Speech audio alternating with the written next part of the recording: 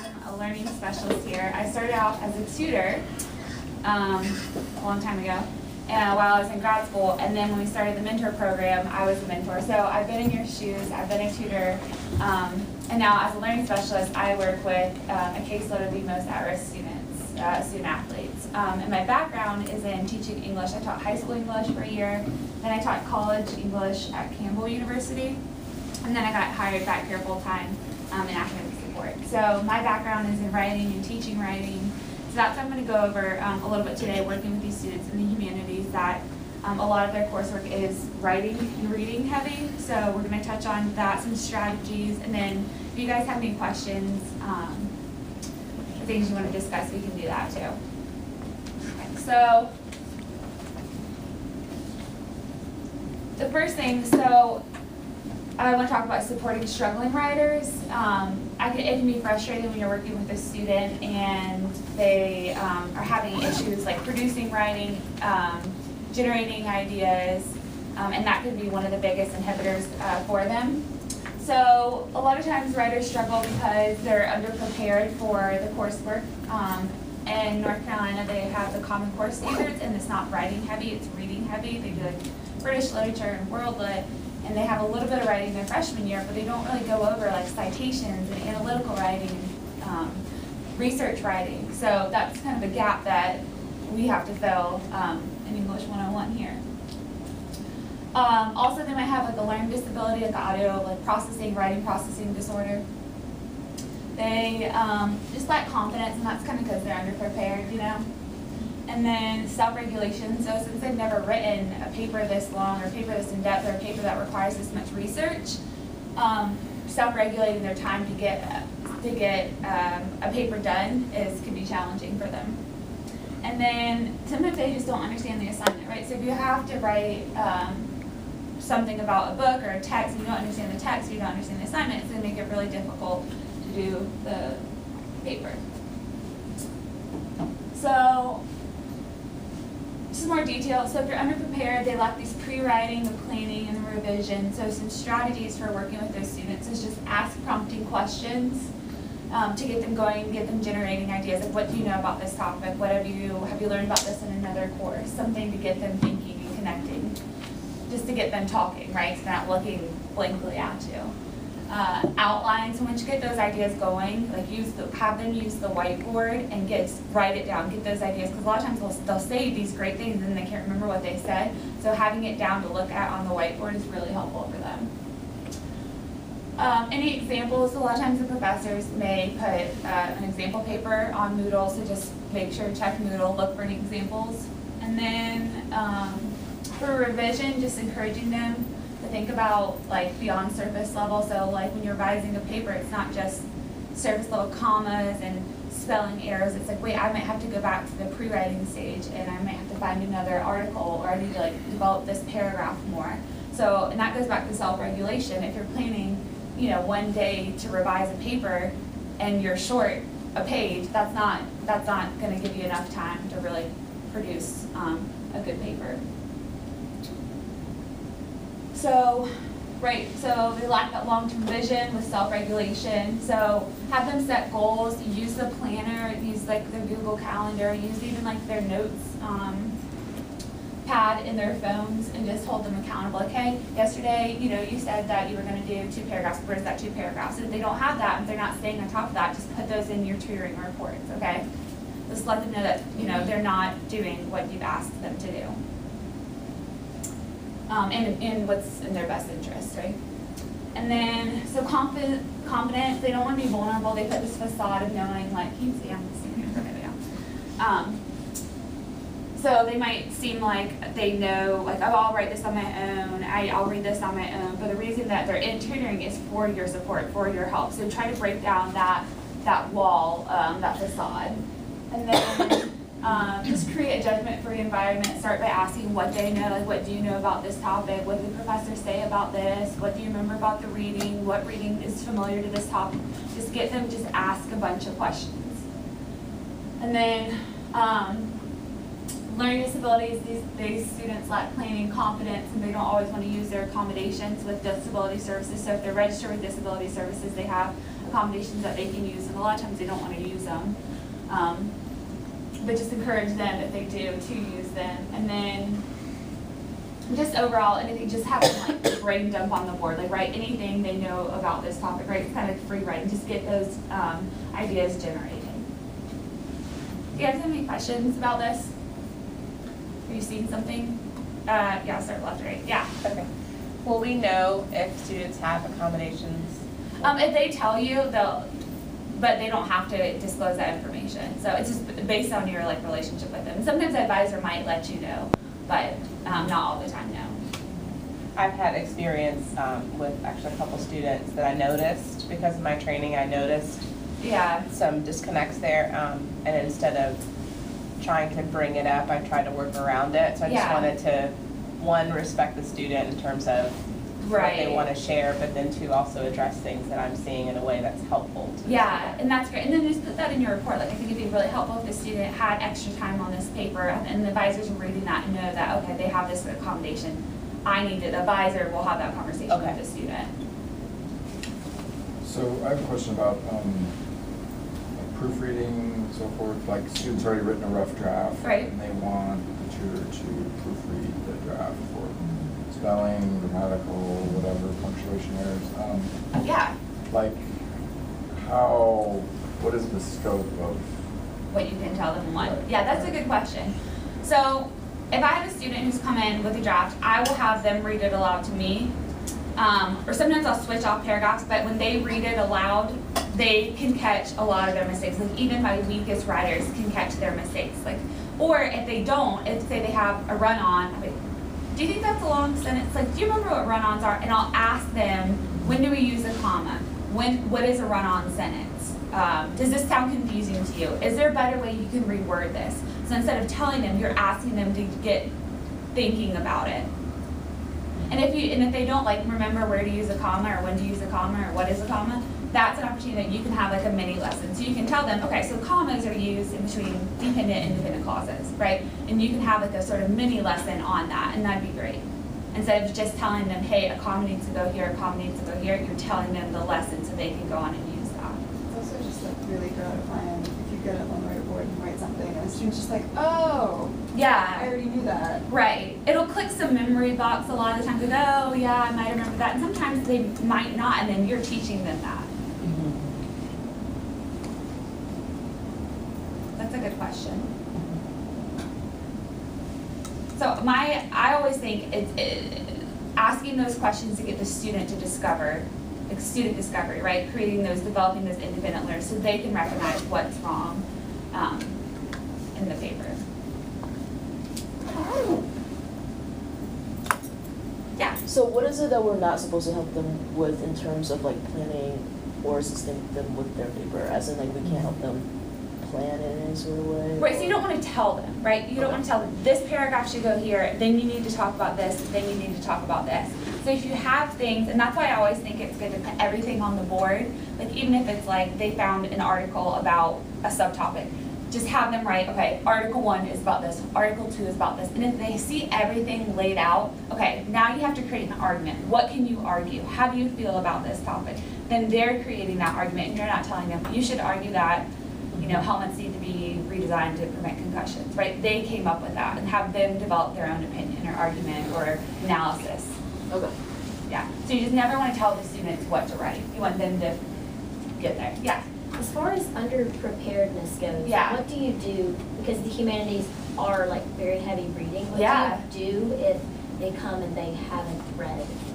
I'm going to get to that. Okay. You're a step ahead of me. I love it though. Okay, I'm going to move, because I'm going to talk about papers and then I'm going to talk about reading strategies too. So great. Okay, so papers. First, ask to see the prompt. If they tell you they have a paper, if you see it on their syllabus, paper 1, 2, ask to see that prompt, because the professor probably went over it in class, definitely went over it, hopefully went over it in class, and they might have missed it, you know, so, or not understood it. So go over the prompt with them and make sure that they understand it, and have them explain the prompt to you. Okay, I have to find 2 articles and I have to compare them and relate, whatever, okay? So have them show you the prompt and then have them explain the prompt to you, and that's a good baseline to get started. And then outline, so use that whiteboard to help students generate ideas, and have the student write on the whiteboard, so then they can just take a picture of it, or they can even do it in like Google Docs, or if they want to handwrite it, sometimes they like to just handwrite. Just get those ideas out, because I find a lot of times if they say something, they won't remember it, like they're just generating these ideas, so it's good for him to have it written out, and then they can see how their ideas relate to form this paper. So modeling, so if they don't know how to do an outline, I'll have a whiteboard or a marker with them and stand next to them and say, okay, well, if this is my paper, I would do, you do your introduction first, right? So then have them write intro, and then have them write their thesis, and have them write paragraphs, right? So have them do the writing. So if a student comes in with a paper already completed, or almost done, and you were not there, you're working on another subject, or you just didn't see this paper, and they come in with this paper, I always have the student do a reverse outline before I just start reading it with them. So reverse outline is you just have the paper and have the student, okay, put the thesis, put what this supporting paragraph is about, put what this supporting paragraph is about, and have their ideas laid out, and then that's easier when you go to read the paper, you'll have an idea like, oh, I'm confused now, but this paragraph should be about this, if that makes sense. So just reverse outline and see the layout, and that helps the student see. I had this just happen during the summer. I think a student said, oh, I need to move this paragraph here because this paragraph down here is talking about the same thing here. So they can see their ideas laid out, and that'll help them. Just thinking of like writing is a recursive process. We talked about this a little bit, but it's not a linear process, right? So sometimes revising means going back to the pre-writing stage, or going back to research and finding another article or finding another text to support it. So just getting them to think of writing as more a recursive process, and not revision is, okay, the last day, the last session before the paper's due. Revising can take longer than that if you're going back and having to redevelop and rework a paragraph. So then again, just ask those prompting questions. When do you use a comma? When do you use a semicolon? And then you can point them to resources online too to explain that. And then so just have them reread the sentence if they're reading aloud and they don't catch it. A lot of times, like, especially if they could run on, or if it's like a fragment, they'll identify that, and then you can talk about that. So brain dump, mini lessons with grammar issues. Have student create a to-do list before he or she leaves, so that's that self-regulation. Okay, so by the next session, you're gonna have, I don't know, another paragraph done, you're gonna have another source. So sometimes I'll have them write that in like their notes section, or I'll have them text it to themselves, or like at the bottom of the paper, I'll have them write it in like bold, red, 10-point font, or 20-point font, like need to do, finish this paragraph by 12/1, whatever. Okay. And then when you go, if they haven't worked on it, and they pull that paper up in your next session, you're like, hey, where are these two paragraphs? Wait, we decided on this. Like, you're just hurting yourself, right? And then citations. So there's always time to work on citations. I feel like that's an area that students struggle with a lot. And we just had someone from student conduct come and talk to our staff about just citation issues. And from my experience, I feel like it's breezed over a lot in English 101 because they're cramming to get so much done and have this paper and do this, that it's just like expected that they know it. And if they don't have any experience with that in high school, it's hard for them to understand, okay, I know I need to put this in the in-text citation, but why? Like, when do I paraphrase? When do I, like, if it's my idea but I got it from them, like, I don't understand, like, why I have. So just going over those citation rules and why we need to cite. Any paper questions about good reading? Okay. So one more thing on writing. So even like low stakes writing assignments are an opportunity for growth for the student. So like a reflection or like a forum post, any of that may seem like it's not like a big paper assignment. It's an opportunity for them to practice their writing, build their vocabulary. I put good, bad, things, all those like empty words. They can really practice on, it's successful, it's not good, it's successful, it's, building that vocabulary. And then I just have my students use Google Docs a lot, because if they have their own computer but they save work on Word on these computers, they're not going to have access to it. Google Docs doesn't have like the spell check features. Like it'll underline some things, but a lot of things it won't check. So, and Grammarly doesn't work with Google Docs. So I have some issues with Google Docs, but that's why it's important for students to read over their writing and not depend on spell check and like whatever revision features it has. Okay. So reading. So if a student comes in with reading, majority of the time we'll read it aloud. So I'll have them read it to me. I'll read a paragraph, they'll read a paragraph, something to keep it engaging. And I know while we're doing that, we'll have a think aloud technique. And a lot of times, and we don't, we know that we're doing this, but we don't know that we're doing, we do it, but we don't know that we're doing it. So as we're reading something, we're thinking, okay, how does this relate to what we read in the last chapter? What does this relate to something I know about? Does this relate, you know, we're thinking aloud as we're reading the text and connecting it and asking ourselves questions. So that's a technique that I like to do with my students when we're reading aloud. I'll ask them, okay, what do you know about this? What have you learned about this topic? Did you guys talk about this in class? Is this related to the, you know, the other text that you read last week or the other text from this unit? So asking them questions and getting them to think while they're reading is really helpful for them to make connections, and then you're not just empty reading, right? And then like summarize strategies, just think about, like ask them, okay, what was the most important thing you took away from that paragraph? If there's one thing, you know, summarize. And that's a strategy that I never really think about as hard, but it is difficult if you have to, you know, summarize a reading. Like, okay, well, how do you decide what is important, what's the most important? So just going over that with them, how to summarize. Break it down and discuss, ask prompting questions. So this is like the more of that think aloud technique. Have student teach you. If they think that they understand it, ask them to teach it to you, and then if they can't, you can see where they are in their understanding. Highlight and annotate. I like to have the students print out the stuff just to get really engaged in the text. Highlight, make notes, ask questions. So when they're going over that reading in class, they'll have it out there with them, and it's not just like on a computer screen. I like to be really engaged in the text, to have them engaged in the text. It also makes it a lot easier if they have to write a paper about something to go back and see like what already stood out to them. Yeah, exactly. And you don't have to go through that reading again and memorize it. And I talked about that a little bit when writing like research papers. To have them print out their sources. And I think I go over this, but have them print out their sources, and then I always have them outline or number their outline. And then in the research, they'll highlight and then they'll number what paragraph that goes to. And it makes a world of difference. It's so easy for them to see, okay, all my twos, all my evidence for paragraph 2. It's a lot easier to organize that information without getting overwhelming. So really have them print out those readings, highlight, annotate, have them highlight, annotate. And especially if they're going to have the reading, or if that reading is going to be on the exam, or if it's going to be on something later, it's saving them time in the end. And I just always make them, if they don't want to do that, I'm saying, well, this is going to be on the exam. You're going to have to reread the whole thing in March when you have this exam. Wouldn't you rather just have it highlighted and annotated and read so you can just go over the important parts? When you have 70 textbook pages, 15 readings to go over, you already have that done. And make that connection that this is helpful for them. And then, take reading notes, emphasize the importance of it. Okay, so we're going to do a little activity. You're in, 30 minutes. I wish I could, I don't know, are you guys like sweating? It's so hot in here. It's hot in here. You need to go get water at any time.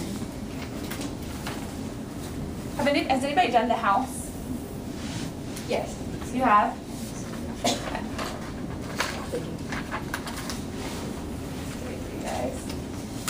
Okay, so I first want you guys to this is a reading comprehension activity. I want you to read through it and star what you think is important.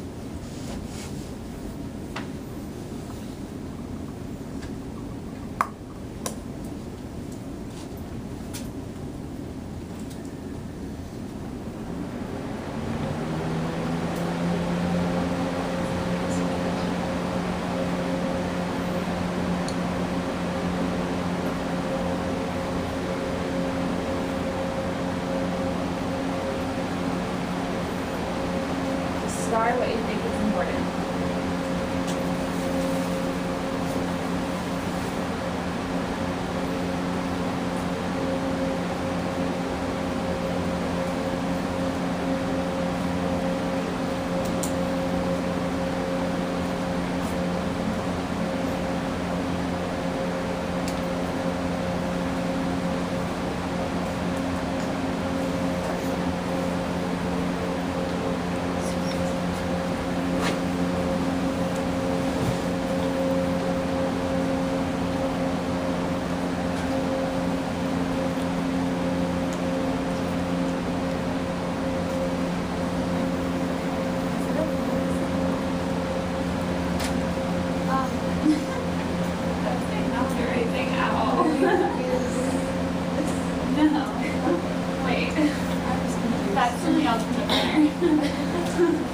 Everyone has the house, right? Yeah, you guys have seen the first 2 days they grabbed off the printer. That's so funny.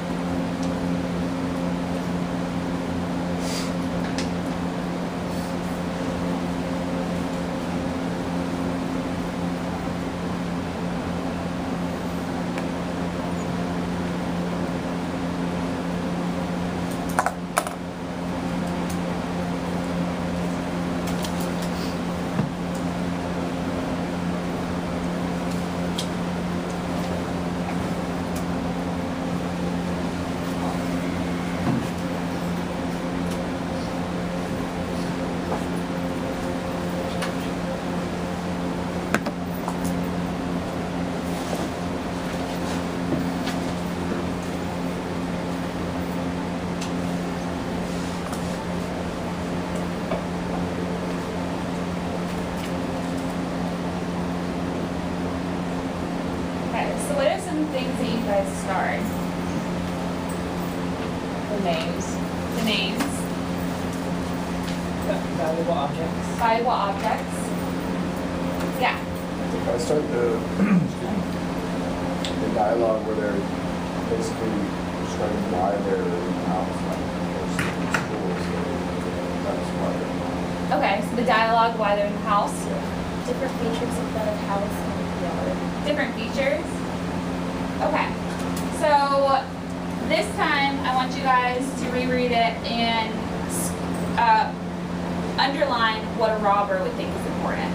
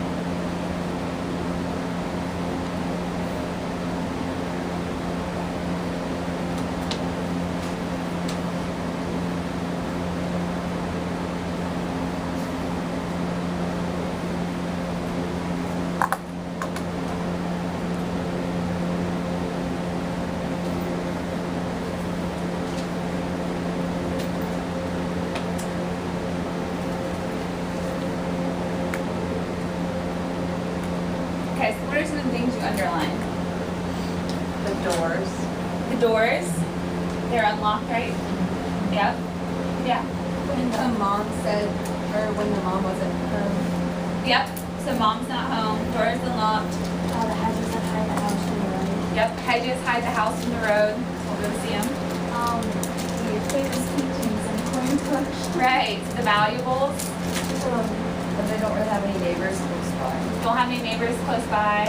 Got one more. The spending money kept in the district. So, money, right? More things valuables. Okay. Now I want you to circle what a real estate agent would think is important.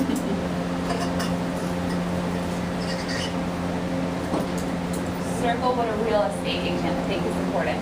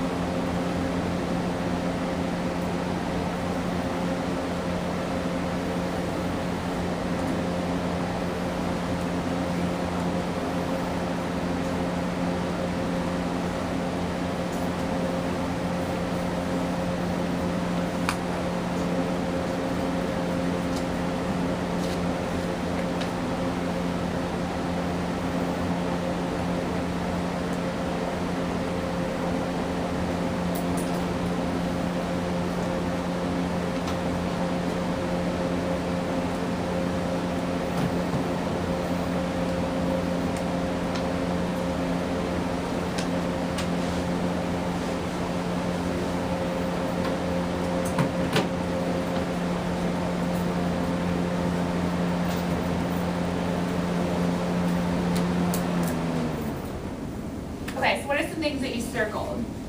The fireplace. The fireplace. Okay. Landscaped yard. Landscaped yard. Newly painted. Newly painted. New plumbing. New plumbing. Leak in the ceiling. Yeah, leak in the ceiling. Added bathroom. Added bathroom.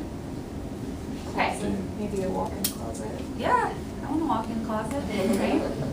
Okay, so think about when I first asked you to star what was important, right? How did you know? What was your approach? I just wanted to know who was in the story and what was going on. Yeah. Okay, so maybe like take it from like a summary, like what's the main points of the story, okay? What about, so if you compare the 3 sets of highlights, like what does that tell us? Yeah. I think the first one, just the look for what is important thing, is more like plot importance, and then other ones would be looking for patterns. And if you're writing a paper, like you have to have an idea of what the plot is, but like you probably are basing your argument off of patterns you recognized. Yeah, or themes, right? Concurrent themes. I noticed that my first one contained both underlined and circled, but then like you have your underlined and circled, which didn't really match up. Yeah, so your purpose, right? Reading with a purpose obviously affects what you're looking for and how you approach the text. Yeah. Well, I think it also shows like kind of your perspective, like what information you're coming to the story with. Yeah. It kind of shapes how you interpret. Right, it's like that, almost like that prior knowledge or that purpose. And it's from my perspective, when I first asked you guys to just start, everyone's kind of like looking around. You guys worked together on the paper, but it was just kind of like, it didn't really look like there was like a sense of urgency when going, or purpose, really. And then when I asked you guys, like, real estate agent or Robert, it was like everyone was focused, everyone was like diving into the text. And even, so that just shows you when you have that purpose, like we're going into reading, it just changes your whole approach, really. What were you going to say? Just like to keep your audience in mind, but like who you're writing with, Yeah, definitely. Yeah, I think it's important to find a way to be engaged, even for something that might be boring in so many ways, or something to find out of it. Right, so how can you apply this if your student comes in with the reading? Yeah. If you know that it's a themed lit class, you can talk, basically just ask what sorts of themes your professor has asked them to pay attention to and look for those. Yeah, or even